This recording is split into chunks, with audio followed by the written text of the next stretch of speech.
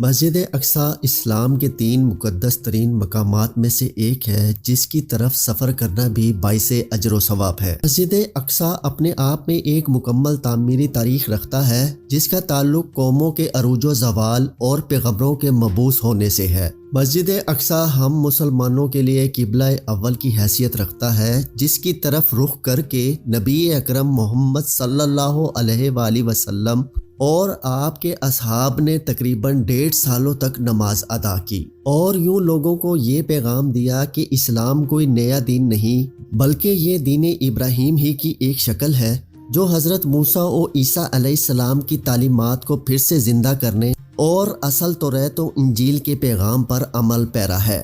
واقعہ معراج اس بات کی دلیل تھی کہ القدس سے اسلام کا کتنا گہرا تعلق ہے، نیز نبی صلی اللہ علیہ وآلہ وسلم کا تمام انبیاء کرام کی امامت کروانا ایک غیر معمولی واقعہ تھا۔ غرض یہ کہ یروشلم اسلام و عیسائیت اور یہودیت تینوں مذاہب کے نزدیک مقدس ترین مقام ہے۔ یہ علاقہ پیغمبروں کا مسکن رہا ہے جہاں بے شمار نبی مبعوث کیے گئے۔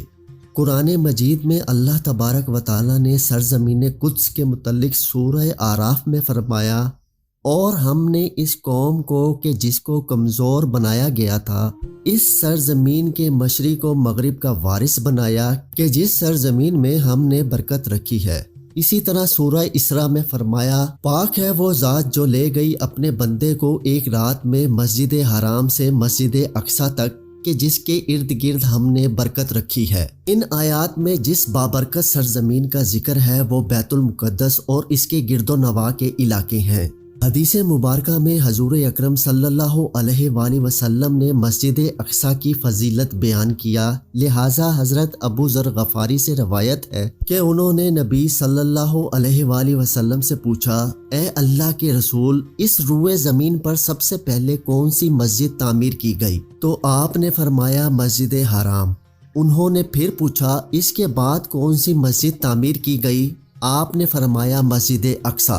حضرت ابو ذر نے کہا، ان دونوں کی تعمیر کے دوران کل کتنا وقفہ ہے؟ آپ صلی اللہ علیہ وآلہ وسلم نے جواب دیا، 40 سال۔ علماء و مفسرین کی ایک جماعت کے نزدیک مسجد اقصی کو سب سے پہلے خود حضرت آدم علیہ السلام نے تعمیر کی تھی اور بعد میں حضرت ابراہیم علیہ السلام نے اسے دوبارہ تعمیر کروایا۔ روایتوں کے مطابق اللہ نے حضرت جبرائیل علیہ السلام کو خصوصی طور سے حضرت آدم کی طرف بھیجا اور حکم دیا کہ مسجد حرام اور مسجد اقصی کی تعمیر کریں۔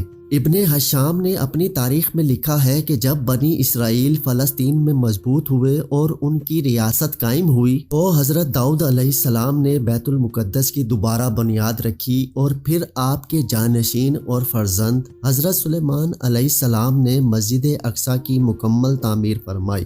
غرض یہ کہ احادیث اور تاریخی روایتوں سے یہ پتہ چلتا ہے کہ بیت المقدس کو کئی مرحلوں اور ادوار میں بار بار تعمیر کیا گیا، نیز اس کی تجدید کئی پیغمبروں نے کی۔ مسجد اقصی کی مکمل تعمیر حضرت سلیمان علیہ السلام کے دور میں ہوئی، جس کی تائید میں نہ صرف اسلامی بلکہ اسرائیلی روایتوں سے بھی ملتی ہے۔ حضرت سلیمان علیہ السلام اللہ کے جلیل القدر پیغمبر تھے جن کی سلطنت مشرق سے مغرب تک تھی، اور انسانوں کے ساتھ ساتھ چرند و پرند، جانور، حیوانات اور جنات پر بھی آپ نے حکومت کی تھی۔ جنات آپ کے تابع اور فرما بردار تھے۔ اللہ نے جنات کو آپ کے تابع کر دیا تھا۔ وہ حکومتی امور میں حضرت سلیمان علیہ السلام کے حکم کی تعمیل کیا کرتے تھے اور بڑے بڑے کام سر انجام دیتے، لہٰذا مسجد اقصی کے تعمیری کام میں حضرت سلیمان علیہ السلام نے جناتوں کو ہی لگایا تھا۔ اس مسجد کی تعمیر آپ کے بادشاہ بننے کے بعد ہی شروع ہو گئی اور تقریباً 40 سالوں میں مسجد کی تعمیر مکمل کی گئی۔ تعمیری مقام پر حضرت سلیمان علیہ السلام نے شیشے کا ایک حجرہ بنایا تھا جس کے اندر آپ عبادت کیا کرتے تھے۔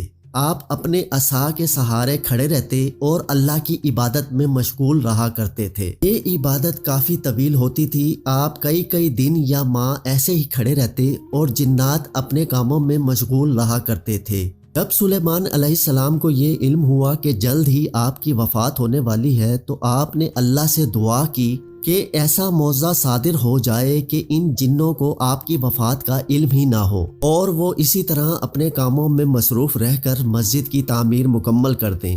لہٰذا اسی حجرے کے اندر جب آپ عبادت میں مصروف تھے تو آپ کی روح قبض کر لی گئی، لیکن اس عصا کے سہارے آپ علیہ السلام کے جسم مبارک ویسے ہی کھڑی رہی اور جنات یہ سمجھتے رہے کہ آپ عبادت میں مشغول ہیں۔ دراصل پیغمبروں کے جسم مبارک کبھی سڑتی نہیں، نہ ہی زمین کی مٹی انہیں کھا سکتی ہے۔ اس روئے زمین پر جتنے بھی نبی بھیجے گئے آج بھی ان کے جسم قبروں میں صحیح و سالم موجود ہیں اور غیبی طور پر انہیں رزق ملتا رہتا ہے۔ لہٰذا حضرت سلیمان علیہ السلام وفات کے کئی سالوں بعد تک اسی مقام پر عصا کے سہارے کھڑے رہے۔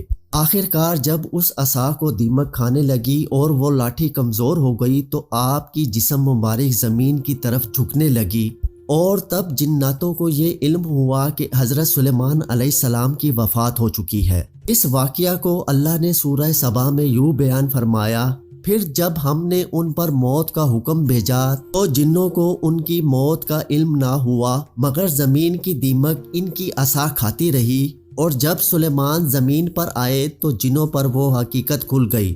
اگر وہ غیب جانتے تو اس خاری کی عذاب